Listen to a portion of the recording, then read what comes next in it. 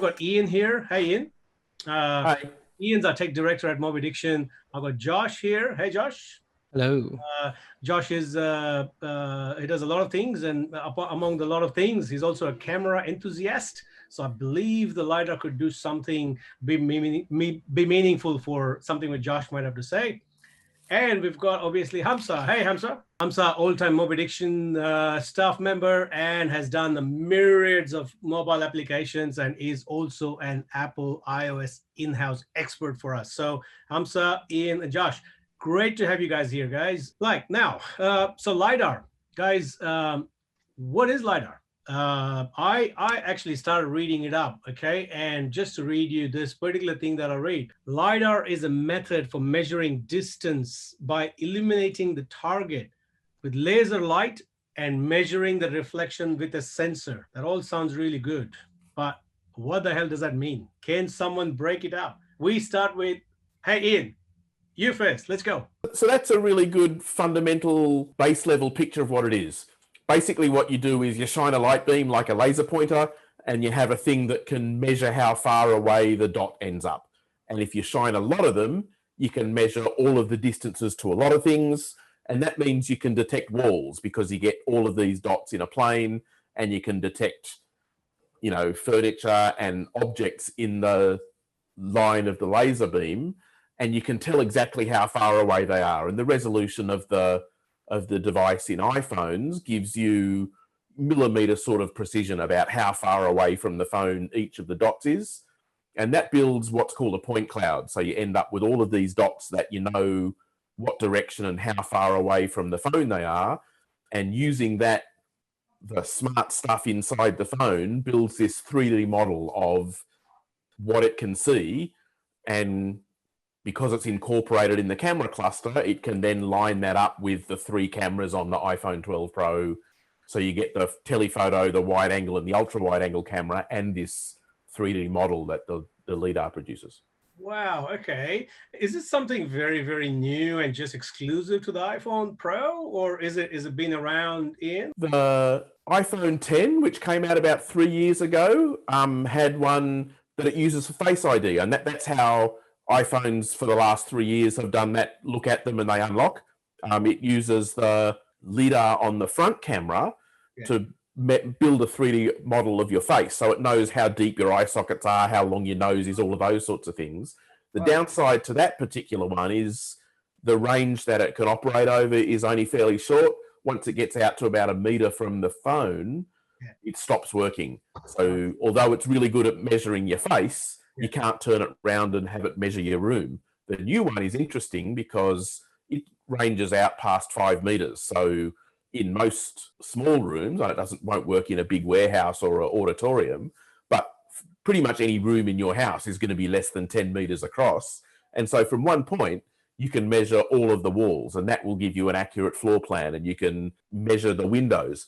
And it's not new for Apple. The iPad Pro, which came out earlier this year, has the same thing in it. And it's got a really interesting application called, I think it's AR Measure, which will do things like you point it at your windows and it will tell you how big your windows are. It's the first time this level of room scale LiDAR has shipped in an iPhone. Right, okay. So yeah, I was just thinking because I have used that. Obviously, people like IKEA have used it in Furniture Measure, and you look around, I've seen that. I've used some fishing applications as well, where you look around and it sort of measures the object for you. So I have used those things. We've built a few of those as well. So I was wondering what the difference was. So there's a few technologies that work there. A lot of those apps now use what's called photogrammetry. So it takes photos, and when things move, it uses the stereo difference between the two photos to build that 3D model. It's not nearly as accurate. You get a few centimeter accuracy, maybe 5 or 10 centimeter accuracy in room scale stuff from that. You get millimeter accuracy with the LiDAR. So it's 10 times more accurate in how far away things are. Fantastic. Okay, well, it sounds good. I'm very excited. I'm not too happy that Apple's only put it on the 12 Pro. Is it the Max? Me too. Expensive. and close to 2 grand Aussie to probably get that right. So, but anyway, moving to sort of Josh next.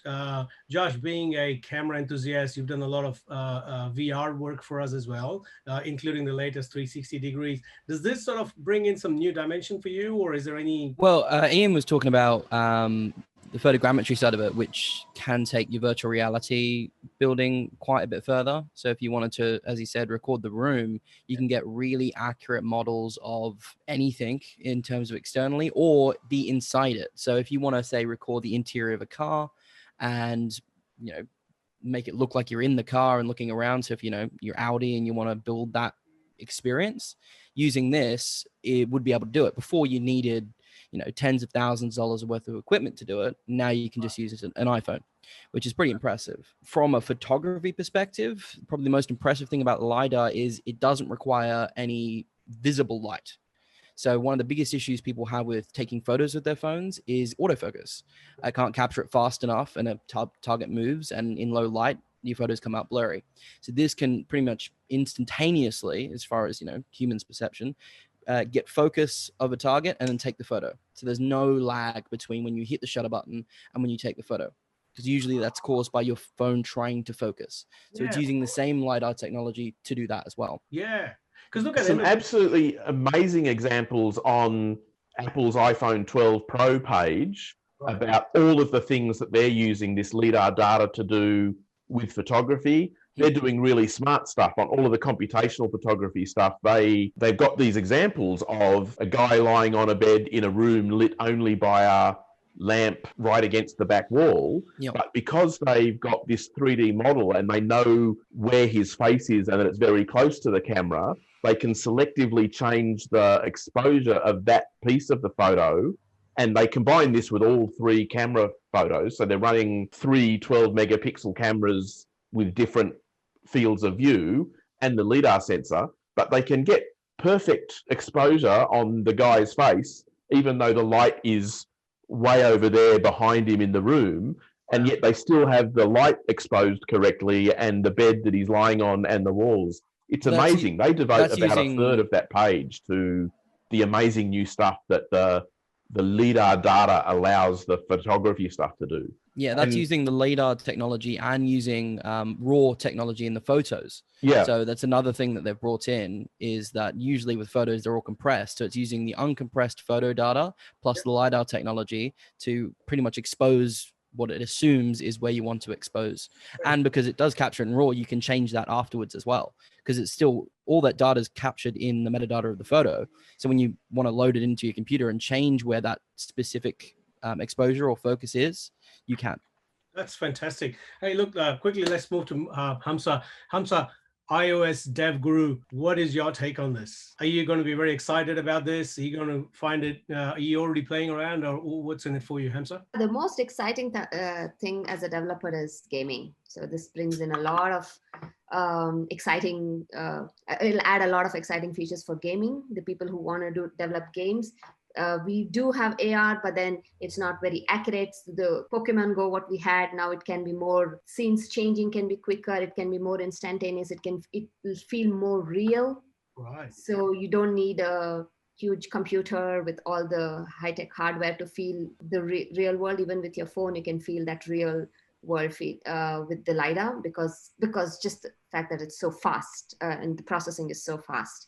So gaming is one. I would say as a developer, that's the most exciting thing for me, the gaming field. Fantastic. Okay, great. And does this actually correlate with what Apple already gave us as developers, like the AR kit, or is this something new? Hamza, do you know? Or it is mostly to do, the AR kit uses the data coming from the LiDAR sensor. So the APIs, there are no new APIs for LiDAR, but the AR kit, the API what the AR kit provides, that is more accurate because of LiDAR sensor. So guys, Ian, Josh, Hamza, I think looking at this, seems like there's going to be a lot of endless possibilities of how this can be used, really. Use cases I'm thinking in my mind is, I think, you know, even day-to-day plumbers and all of these guys, everyone's going to have this bloody fancy, expensive phone in their pockets to do their job so easily, right? I think that's definitely the short-term future of this technology. You know, like Hamza says, it will be fabulous for games, but it's got to get into gamers' pockets before that can become true. And that's not, you know, people's kids who are currently playing Pokemon Go aren't going to have iPhone 12 Pros in their pockets before Christmas. But the people who are, as you say, are professionals who are using it as a tool.